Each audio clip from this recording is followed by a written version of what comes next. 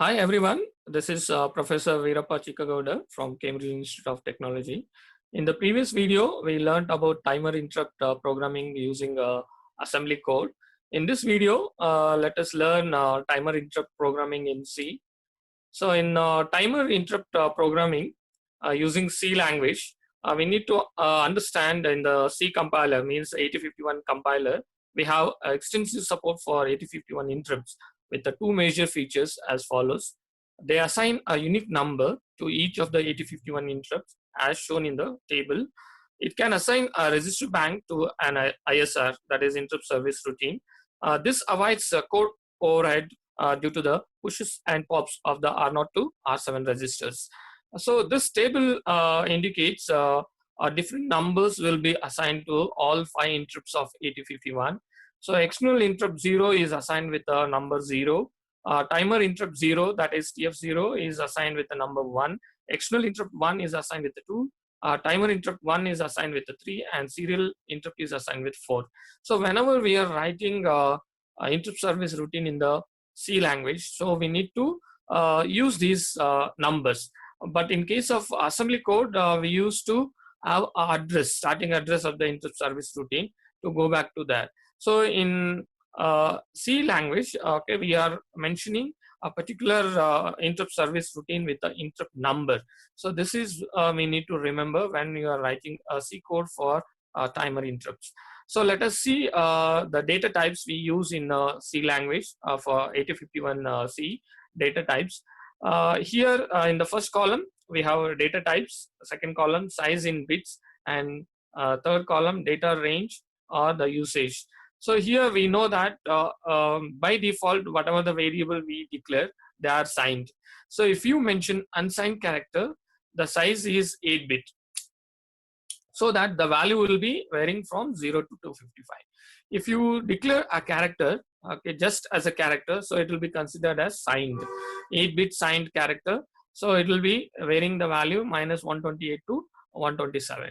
Similarly, if you declare an integer as a unsigned, so this is a must unsigned, we need to declare, then it will become a 16-bit, and all positive values 0 to 65,535 you can declare. If you declare just an integer, so it will be taken as a signed integer. So this is a range of value we can assign to a variable which is declared as an integer. If you are using a single bit of special function register for the bit addressable, so we can use S bit as a data type. S bit as a data type, so we can use like this. And if you are using a single bit RAM addressable, so we can just take it as a bit as a data type. If you are using 8-bit SFRs ranging address 82 FFH, then we have to declare them as a SFR. So these are the data types we use in C code. Let us take one example how to write different applications using timer interrupts. So in this problem statement, it is asked to generate a square wave, and simultaneously a microcontroller has to transfer a single bit of information from port P1.7 to port P1.0. And you are going to generate a square wave with a 200 microsecond period on pin P2.5. So in the problem statement itself, they have indicated timer 0 we need to use. So obviously we need to calculate the value required, means the timer value required to generate this delay. So we know that the time period it is required for the square wave is 200 microseconds. So we calculate a T on or T off, one pulse duration. So it will be 100 microseconds. So to get 100 microsecond delay or the pulse width, so we need to divide it by a time period of your crystal frequency. So it is going to be 92. So the value if you want to load into TH, so we need to subtract that 92 from 256. You are going to get 164 or A4H in hexadecimal that we need to load into TH0. So first we need to include reg51.h header file so that you can access all special function registers of 8051 directly. So declare the SW variable as a single bit P1.7. Similarly, IND or LED you can write an indicator S bit P1.0, then S bit wave. So on this particular pin, you are going to toggle so to generate the square wave. And this is a subroutine for the interrupt 0, means timer 0. That is typecasted, means it is given a number, interrupt number as 1. So we need to write interrupt 1 here. So in this subroutine, interrupt service routine, you are going to toggle so that you are going to generate a square wave. So if you go to the main program, here we need to make P1.7 as an input port. So we are assigning 1 to the SW. It is typecasted for P1.7. Then you are configuring the TMOD register to operate in timer 0 and mode 2. And TH0 you are loading with A4H for generating a delay of 100 microsecond. And you are enabling the timer 0 using a interrupt enable register. It is loaded with the 82. So you are enabling interrupt for timer 0, and you are starting the timer after loading TMOD, TH0 and IE. Timer is started. Then you will be doing, means microcontroller will be doing other tasks till timer rolls over. So you are transmitting a value on P1.7 to P1.0 simultaneously. And if timer flag is set, means if it rolls over, then it will go back to the interrupt service routine here. Then it will means it will complement that wave, and you are going to get the square wave. So let us see this execution of code, C code, using our Heal software, Microvision 5. So I have taken here the same code, C code, for generating a square wave, and simultaneously you will be transmitting the data or a single bit of information from P1.7 to P1.0. So this first will check the syntax errors. There is no syntax error here. And let us go for debug. Start the debug.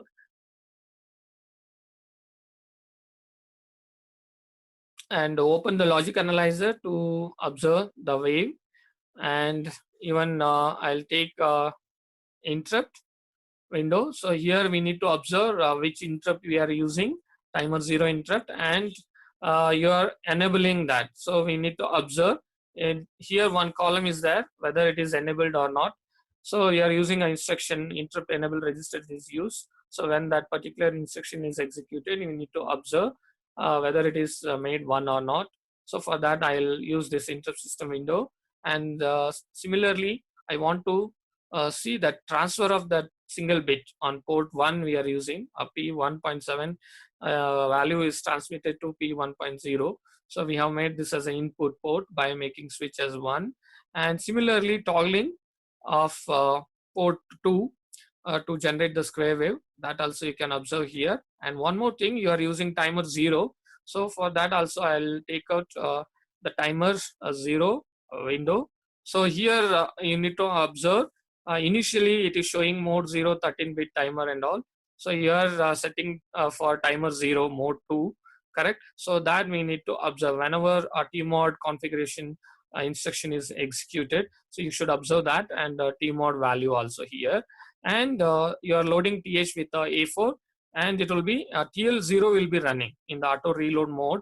TL0 will be running. A copy of TH0 is loaded to TL, and it will be running. When it rolls over, TF flag will be set 1. So we need to observe this when we are running the executing this particular code.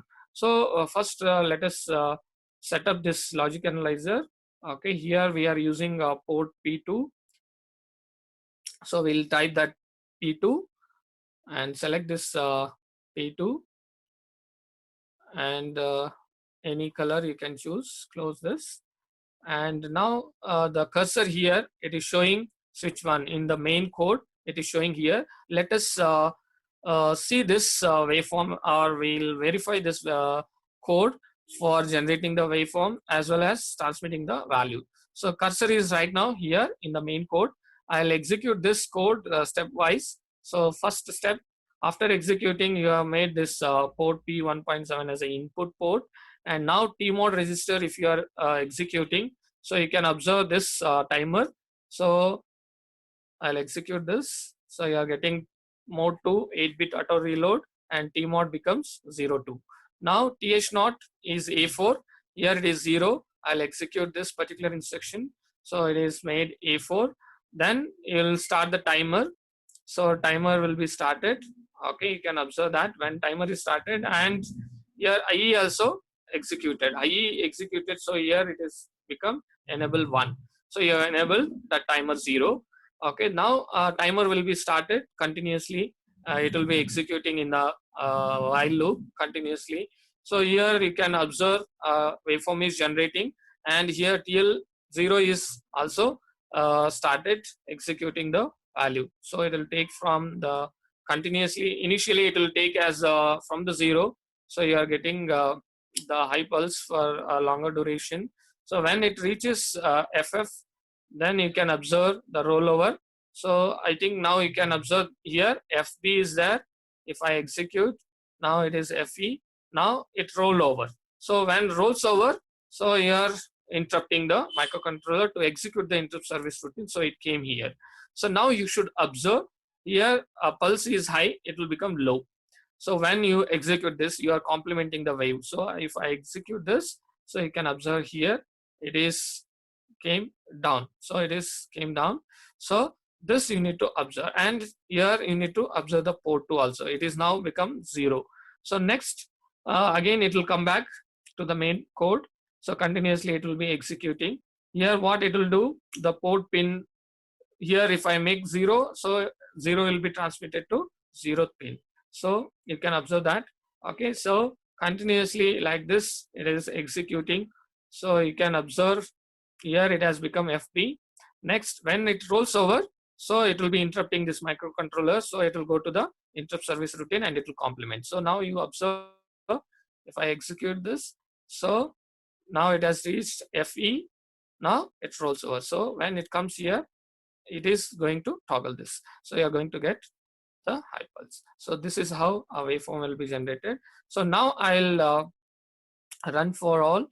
Okay, so continuously the square wave will be generated like this, and here P2.7, P2.5 will be toggling, and here whatever the value I'll give, that will be transmitted continuously. See here in the port 1, parallelly it is generating the square wave as well as the data transfer takes place in the interrupts. So this is how we can write and verify your code in C language for the timer interrupts.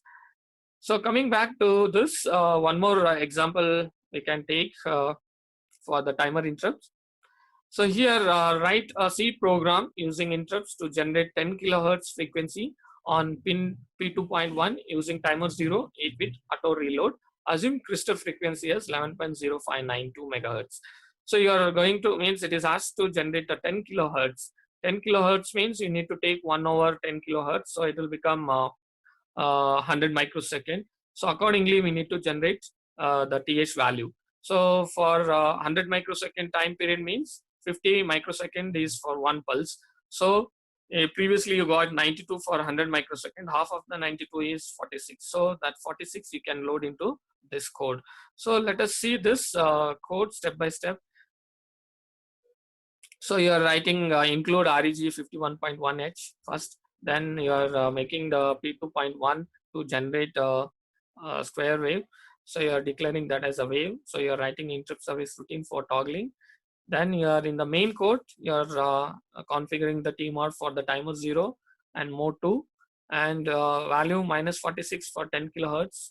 Okay. Then you are enabling the timer 0 interrupt. Then you are starting the interrupt. Then in the infinite loop, here you are not doing anything with a microcontroller, just you are waiting timer to roll over. When it rolls over, it will come to the interrupt 1, that is timer 0 interrupt, and it will generate the square wave. So this is how we can write assembly and C code for timer interrupts. Timers interrupt you can write using C. A little bit of data types and the syntax we need to remember. So thank you.